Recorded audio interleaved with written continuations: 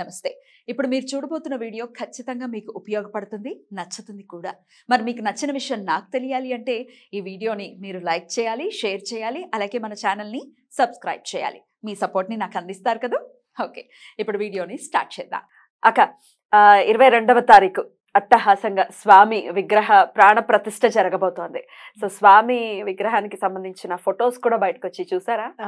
ఎంత అందంగా ఉన్నాడు బాలరాముడు, ఎంత అందంగా ఉన్నాడు కదా. అందం అంటేనే మరి రాముడు, విగ్రహానికి మరి ఆ మాత్రం శోభ రాకుండా ఎందుకుంటుంది?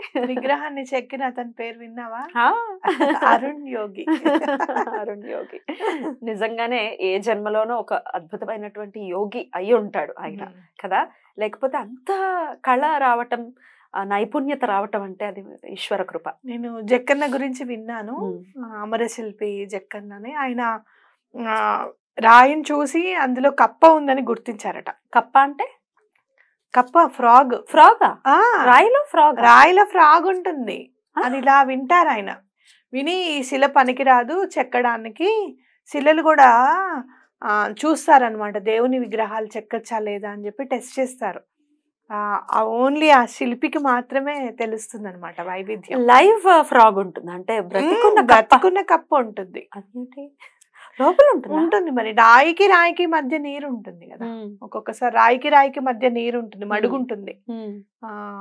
కాబట్టి అలా కప్పలు చేరుతాయి. అలా చేయరని అయితే ఆయన వింటారు. విని లేదు ఇది పనికిరాదు, ఇదంటే నువ్వు నిరూపించారంటే రాయిని కొట్టమంటారు. బలానా ప్లేస్ లో కొడితే కప్ప బయటకు వస్తుంది. అంత శిల్పి అని అంటే ఇంకా ఏమో బ్రహ్మదేవుడు పక్కన ఉన్న విశ్వకర్మది అంటే అలా తీసుకుని ఆ తేజస్సు తీసుకొని పుడతారు శిల్పులు అనిపిస్తుంది. లేకపోతే అంత కళ్ళు గాని లేకపోతే చేతులు గాని అంత చక్కగా ఎలా మలుస్తారు చెప్పు. అసలు సైకత శిల్పులు చూడు, ఇసుకతో అసలు మనం ఏమన్నా కట్టాలని కూడా చిన్నప్పుడు బ్రిడ్జి కట్టేవాళ్ళము. మళ్ళీ అటు ఇటు శివలింగం లేకపోతే మాత్రం శివలింగమే తెలుసు. అలా అంత నైపుణ్యత రావడం అనేది చాలా గ్రేట్. అరుణ్ యోగి గారికి అభినందనలు తెలియజేస్తూ ఈ సందర్భంగా మరి మీరు కూడా స్వామికి ఎంతో కొంత సేవ చెయ్యాలి అని ఆల్రెడీ సంకల్పించుకోవడం జరిగింది. రేపు 22వ తారీఖున ఏం కార్యక్రమం చేయబోతున్నారక్క? ముందు ఎవరికి ఉంటుంది ఆనందం అని అంటే ఆంజనేయ స్వామికి ఉంటుంది ఖచ్చితంగా. కాబట్టి ఎలా అయినా సరే హనుమాన్ చాలీసా చదవాలి ఆ రోజు, అలాగే రామరక్షా స్తోత్రం చదవాలి, విష్ణు సహస్రనామం చదవాలి అనేది బాగా మైండ్ లో పడిపోయింది అనమాట. ఎవరైనా కూడా ఇప్పుడు చూడు, మనం హోమాలు అవి కూడా చేస్తున్నప్పుడు గోత్రనామాలు అవన్నీ తీసుకుంటాం కదా. అంత తొందరగా ఎందుకు అవుతుందంటే అంతమంది కలిసి చేస్తున్న సంకల్పము చాలా తొందరగా నెరవేరుతుంది, బలీయంగా ఉంటుంది. కరెక్ట్. అందుకే మనకి వెంటనే కాల్స్ వచ్చేస్తుంటాయి, మాకు ఈ పని అయిందండి, ఆ పని అయిందండి, అమేజింగ్ అండి, చాలా సంతోషంగా ఉందండి అని. కాబట్టి అంతమందిని కలిపి చేసుకోవాలి అని చెప్పి అందుకే 250 మందిని రిజిస్టర్ చేసుకోండి. చక్కగా అందరూ రండి. రిజిస్టర్ చేసుకోవడం అంటే జస్ట్ మీ పేరు వివరాలు తెలపటమే అంతే, ఇంకెట్లాంటి మనీ పే లేదు. సేవ మాత్రమే, ఇది స్వామికి సేవనే.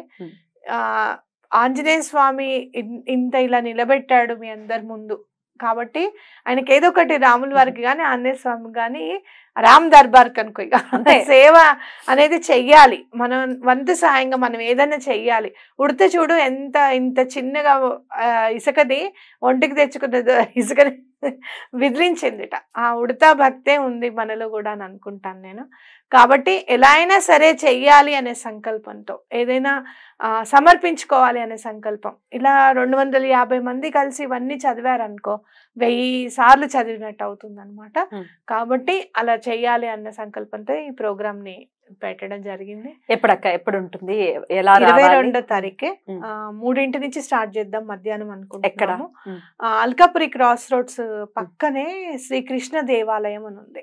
నాగోల్ అంటే తెలుస్తుంది, నాగోల్ దగ్గర అల్కాపురి క్రాస్ రోడ్స్.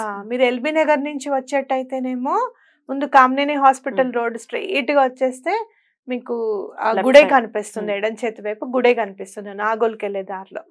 ఉప్పల్ నుంచి వస్తున్నారు అనుకో, ఫర్ సపోజ్ ఉప్పల్ నుంచి వస్తే మీకు ఎక్కడ అల్కాపురి క్రాస్ రోడ్స్ పక్కనే మీకు కృష్ణ దేవాలయం తెలుపు రంగులో ఉంటుంది మొత్తం అంతా గుడి అంతా. మీరు అటు యూటర్న్ తీసుకొని రావాలన్నమాట. లొకేషన్ ఎలాగో ఉంటుంది డిస్క్రిప్షన్ లో. లొకేషన్ చూడటం రాని వాళ్ళు ఉంటారు కదా కొంతమంది, వాళ్ళ కోసం చెప్తాను. రైట్ అక్క, 22వ తారీఖు మధ్యాహ్నం 3 నుంచి ఈ కార్యక్రమం తలపెట్టారు కాబట్టి అందరం అక్కడ కలుద్దాము, అందరం సామూహికంగా స్వామికి సేవ చేసుకుందాం. అద్భుతం అద్భుతం. ఎంతసేపు ఉంటుంది అక్క కార్యక్రమం? మోస్ట్ ప్రాబబ్లీ ఒక 3 hours అయినా పడుతుంది అనుకుంటున్నాను నేను. అందరూ రావాలి కదా, అందరూ వచ్చి చూసుకొని ఎంతమంది ఉన్నామో అక్కడ లెక్క పెట్టుకొని ఎన్నిసార్లు అయింది మనం చూసుకుంటే దాన్ని బట్టి మనకి ఎంతసేపు అవుతుంది. మాక్సిమం ఒక 2-3 hours అయితే ఖచ్చితంగా పడుతుంది. ఇంకా ఏమేమి ఉంటాయి కార్యక్రమాలు? ఈ పారాయణం విష్ణు సహస్రనామం అన్ని ఒకేసారి కదా? అన్ని ఒకసారి 250 మంది వస్తే మనకు ఒకసారి అవుతుంది, ఒకసారిలో కంప్లీట్ అయిపోతుంది. అంటే 4 సార్లు హనుమాన్ చాలీసా చదవాలి, 4 సార్లు విష్ణు సహస్రనామం చదవాలి. 4 సార్లు మరి 1000 సార్లు అవ్వాలనుకున్నాం కదా మనము, అందుకని ఒకవేళ తక్కువ వస్తే ఇంకాస్త పెరుగుతుంది, అసలు తక్కువ వచ్చే పరిస్థితి ఉండదు కదా? రైట్. అలాగే ఇంకేదైనా ఊరేగింపులు కానీ ఇట్లాంటివి ఏమైనా ఉన్నాయక్క?